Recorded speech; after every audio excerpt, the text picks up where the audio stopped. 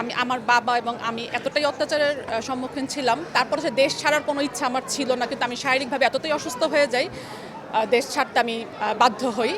তো আমি এবং দেশ ছাড়লে আমি আল্লাহর রহমতে আপনাদের সবার দোয়া এখন ডক্টরেট করছি ইউনিভার্সিটি অফ সাসকাচুয়ানে, কানাডা, এবং আমি বিয়ে করেছি লন্ডনে। তো বিভিন্ন কারণ আমি শারীরিকভাবে অসুস্থ থাকার জন্য আসতে পারি না এতদিন।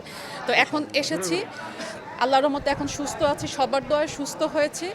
এবং আমি এসেছি হচ্ছে আমাদের জননেতা তারেক রহমানের যে ৩১ দফা, সেটা বাস্তবায়নের জন্য আমি এলাকাবাসীর পক্ষ হয়ে কাজ করতে চাই। আমার বাবা সারা জীবন এলাকাবাসীর জন্য কাজ করছে, দীর্ঘ ২৩ বছর আমার বাবা এলাকার কাউন্সিলর ছিলেন, সবসময় এলাকাবাসীর জন্য কাজ করেছেন। আমিও চাই আমার বাবার ধারাবাহিকতা ধরে রেখে এলাকার জনগণের উন্নয়নের জন্য কাজ করতে চাই। এবং আমাদের প্রিয় নেতা তারেক রহমানের নির্দেশে যে নির্দেশগুলো আছে সেগুলো ফলো